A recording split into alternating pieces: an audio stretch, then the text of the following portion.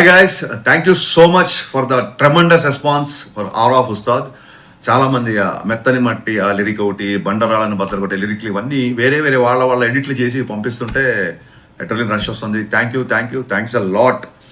And ఒక friend అయితే ఏం చేశాడంటే పాట స్టార్ట్ అయిన దగ్గర నుంచి ఎప్పుడైతే రిథమ్ స్టార్ట్ అయిందో ఆ రిథమ్ స్టార్ట్ అయిన దగ్గర నుంచి ఒక పవన్ కళ్యాణ్ గారి ట్రాన్స్లోకి వెళ్ళిపోయాము అందరము. సో ఇంతకుముందు సాంగ్కి మీరు డ్యాన్స్ బస్టర్ అని పెట్టారు కదా, దీనికి ట్రాన్స్ బస్టర్ అని పెట్టండి అన్నాడు. So that's a good idea. So ఈ పాట పవన్ కళ్యాణ్ గారి వ్యక్తిత్వానికి కొంచెం పర్సనల్ యాటిట్యూడ్కి దగ్గరగా ఉండడంతో కొంతమంది కొన్ని ఇంట్రెస్టింగ్ కన్సర్న్స్ రేస్ చేశారు. ఒకళ్ళు ఇద్దరు చేస్తే నేను వీడియో చేసేవాడిని కాదు, చాలామంది అడిగారు.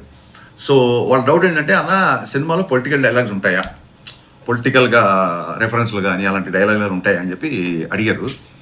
సో ఈ విషయంలో క్లియర్గా చెప్పాల్సింది ఏంటంటే, డే 1 నుంచి పవన్ కళ్యాణ్ గారు సినిమాలాగా, సినిమా అంటే వినోదం, సినిమా వేరు పాలిటిక్స్ వేరు అనేది ఆయన డే 1 నుంచి మాకు అందరూ క్లియర్గా చెప్పారు. ఆయన కూడా అదే ఫాలో అవుతారు.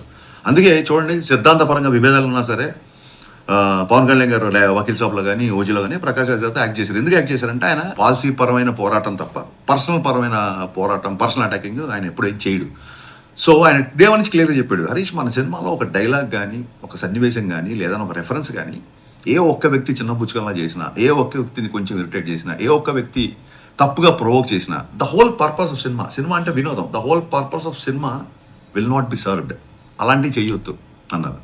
సో ఇప్పుడు గాజు డైలాగ్ ఉందంటే బ్రేక్ అయినా సరే అది పదునుగా ఉంటుంది, ఇంకా ఫైట్ చేస్తుంది అన్నట్టుగా మన హీరోకి ఎలివేషన్ ఉంటుంది తప్ప ఇంకోళ్ళని తక్కువ చేయడం కానీ, ఇంకోళ్ళ మీద సెటైర్లు కానీ, ఎటకారాలు కానీ లేవు, ఉండవు. అంటే రీజన్ ఏంటంటే సింపుల్ థింగ్, ఆయనకి అన్ని పార్టీల్లో ఫ్యాన్స్ ఉన్నారు. వాళ్ళు ఓట్లు ఎవరికి వేసినా సినిమా అంటే ఈయన దగ్గరికి వస్తారు. అండ్ ఇంకా గొప్ప విషయం ఏంటంటే, నేను థ్రిల్ అయిపోయిన విషయం ఏంటంటే, ఫ్యాన్స్ అందరూ కూడా సేమ్ ఆయన వ్యక్తిత్వాన్ని ఫాలో అవుతూ, అన్న మనకు వద్దు, మనకు పాలిటిక్స్ రెఫరెన్స్లు అయ్యి పెట్టొద్దు, మనకు ఎంటర్టైన్మెంట్ కావాలన్నా బ్లాస్ట్ అయిపోవాలి, మనకెందుకన్నా అన్నారు. నిజంగా హ్యాట్స్ ఆఫ్ అబ్బాయిలు. నిజంగా కళ్యాణ్ గారిని ఫాలో అవ్వడం అంటే ఊరికే ఆయన స్టైల్నో స్వాగ్నో కాకుండా ఆయన వ్యక్తిత్వాన్ని, ఆయన బలమైన సిద్ధాంతాన్ని ఫాలో అవుతున్నారు. నేను ఆ విషయంలో నేను చాలా థ్రిల్ అయిపోయా. సో ప్రతి ఒక్కళ్ళు ఈ సినిమాకి వచ్చి ప్రశాంతంగా ఎంజాయ్ చేసేలాగా ఉంటుంది. సో ఏ ఒక్క వ్యక్తినో, ఏ ఒక్క పార్టీనో, ఏ ఒక్క వర్గాన్నో చిన్న పుచ్చుకోలా కానీ, కించపరిచేలాగా కానీ, వెటకారపు ధోరణులు కానీ ఎక్కడా సినిమాలో ఉండదు. అందరూ కలిసి ఎంజాయ్ చేయాలని ఈ సినిమా యొక్క ముఖ్య ఉద్దేశం. సో గైస్, బట్ ఏమాట కామాట హీరో గారిని ఎలివేట్ చేసే డైలాగులు కానీ, ఆయన పర్ఫార్మెన్స్ కానీ బద్దలైపోతుంది.